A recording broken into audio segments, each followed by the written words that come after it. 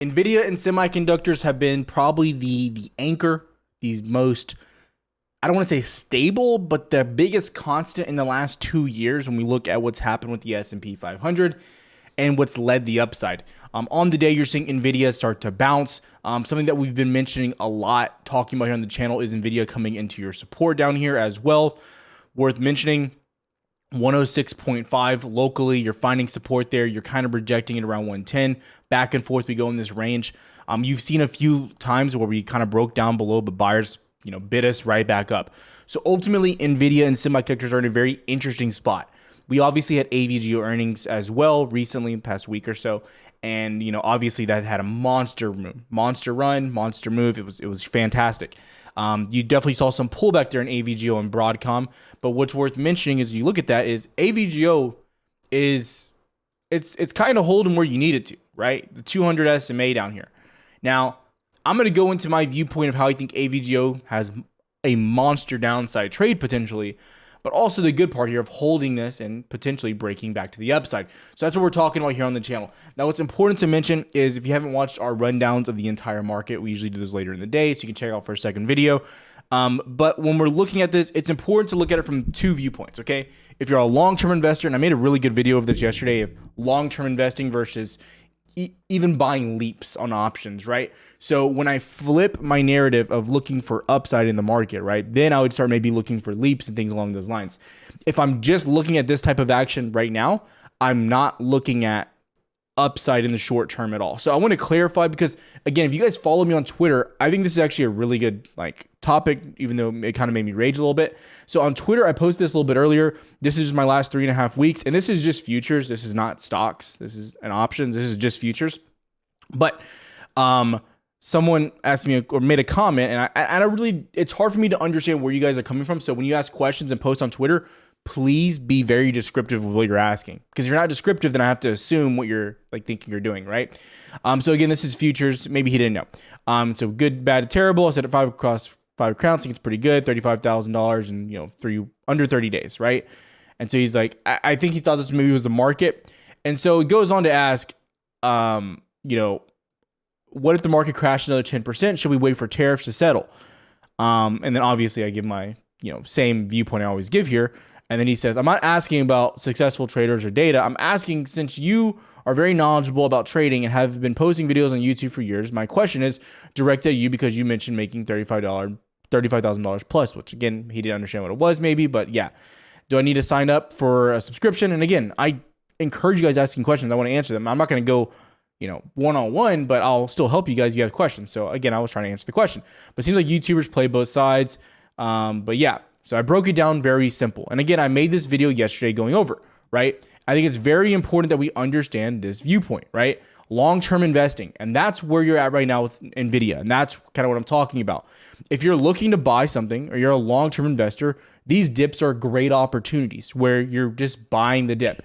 Now, the thing with long-term investing that people get confused, and I think the thing with this guy, what he got confused is he wanted to know when an exact bottom was going to happen, right? So this is a really weak excuse. Again, I can't tell you when to buy your stocks. You got to do what you got to do, right? So again, I'm not going to be able to tell you when a market bottom has been timed, right? But I want to make things really clear. Long-term investing, you buy stocks, you put it in imagine a time capsule, right? And you don't look inside the time capsule for, at least 6 months, right? At this point in time, right? You just buy and you put it there because you're investing, right? Investing by definition, right? Let's be really clear of what it means here. Sorry, my new keyboard's kind of weird. The act of putting money into assets with the expectation of earning a profit or return. It involves taking a calculated risk to achieve financial goal. You go down and break it down even more. Thank God for Google AI. It goes more into time, etc. Right? And if you're really investing, you want to actually have long-term capital gains rather than short-term. So again, by long-term investing, you're looking to buy and kind of forget. And when you look at these dips, you should be happy. That viewpoint. Now, if you're a short-term trader with options or anything like that, then you're in a sticky situation. I don't think this is the time to be buying options. That's my personal viewpoint.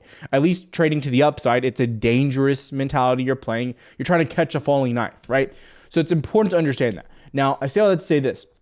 I think Nvidia is at a critical viewpoint. And I've been mentioning this, and that's why I'm making the video here on the day, is that you came all the way, and you're bouncing really good here, going into, what time is it? Yeah, 1 o'clock, almost an hour till power hour, you're bouncing off that support once again near 106, 106.5. Again, this is what you want to see. Now, what's really important to understand before I can really start to get bullish and thinking about upside and continuation and all these other great and grand things, I have to understand where you're at.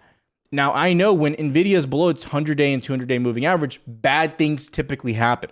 So I'm not buying it with the mentality if I'm buying stock or anything like that, with the mentality of, okay, I'm going to make a bunch of money in the next week. That's not the mentality. It's the mentality of I'm buying this, I'm buying it at a value. I think they're going to keep growing. I think I'm buying it when it's the most valuable it's been ever. You're sitting in a downtrend. I like it, right? And I'm okay if it dips down to 100. I'll just buy more in my long-term account because dipping over the next month doesn't affect my long-term viewpoint because I really don't have a point in time when I have to sell it. Now, if you're the person going into it with options, which I'm not saying options are bad. I love options, trade them every day. You have to think more about the short term because, again, the option might just deteriorate over time. It might be bad. Like it could be bad, right? So things you have to think about. There's not a time limit there as well.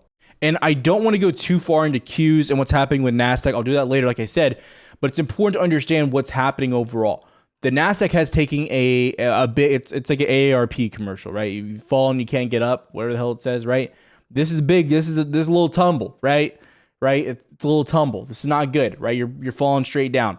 So I do expect buyers to try to step in. I honestly expected buyers to get more aggressive on the day. And I will say for semiconductors, it's been a decent day, all things considered. The one thing that hasn't been good is what's happening with Trump. Trump came to the platform today and I didn't see this one coming. I'm not gonna lie. I know Canada's got a new prime minister, don't even know his name, but whatever, he's there. And he vocalized his opinion on the United States and what happened. And he kind of stood up to Trump. Well, Trump said, guess what, boys?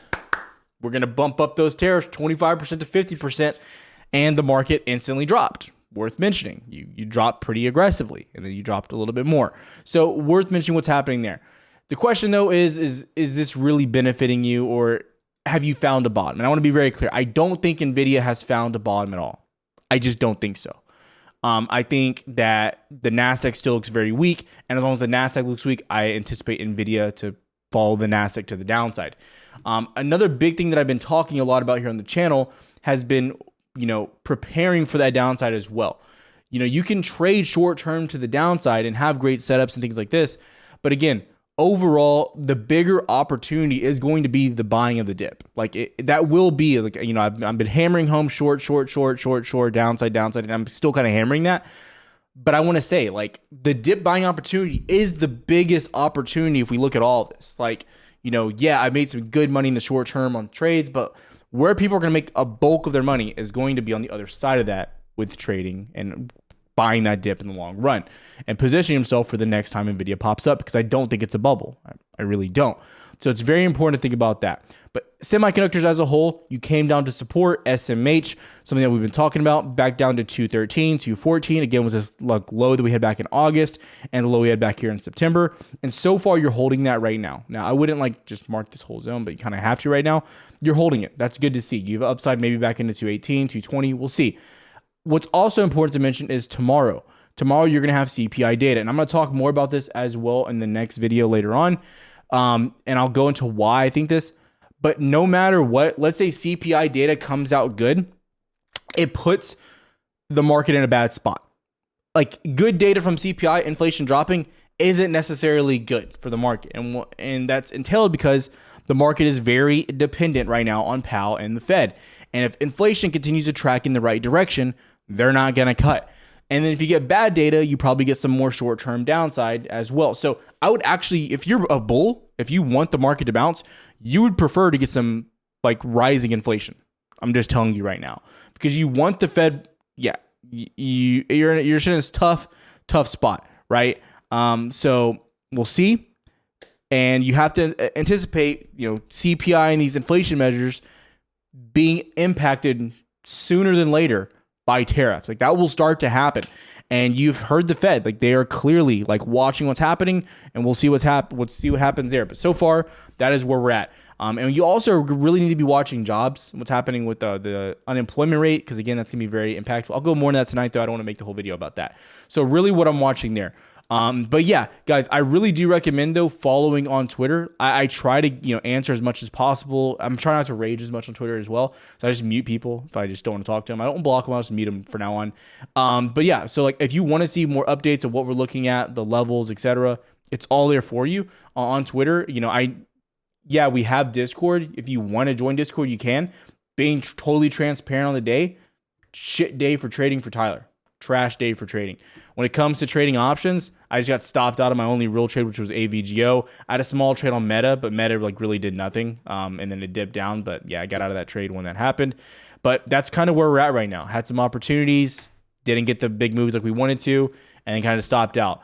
The one thing that I'll say though is like when you start to see yourself and you start to see the market taking, a reversal, or you start to see you taking some trades that are losses, you don't need to keep trading that. The thing that I told Discord today was immediately, I was like, I'm stopped out, done for the day. The Nasdaq isn't giving me the continuation, right? And when you're getting this type of action where you're not getting clear continuation on the Nasdaq or whatever it may be, one of the best things you can do for yourself, and I do think the Nasdaq looks like a bear flag, which is terrible, is focus on what you do best. Focus on what matters. Like I want to just show you guys, this isn't a flex or anything like that. And then this is the point I was trying to make on Twitter, was like, I had a bad day in options, but I'm still making great money on futures.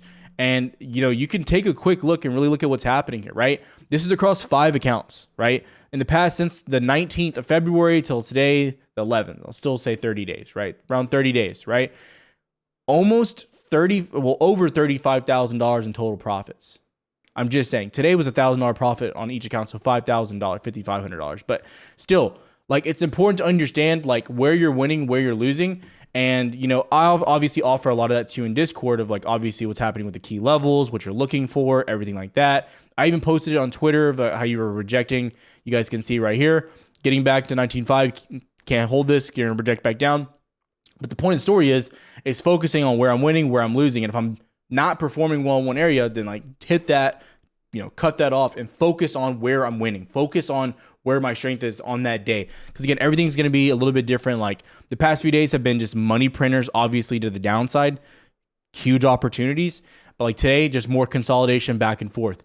The other thing I'll mention here too is like you are ranging here, but you're ranging like a 300-point range. So like the trades there for futures are awesome, but on stocks, you're not getting any real continuation. Like Nvidia might break out here near the end of the day, but like I don't want to trade the back and forth here on Nvidia making 20% tops. Like that's not the goal. That's not what I want to do. So again, what I'm looking at, what I'm watching for, I still think Nvidia long term is looking and shaping up like a buy. I think it is.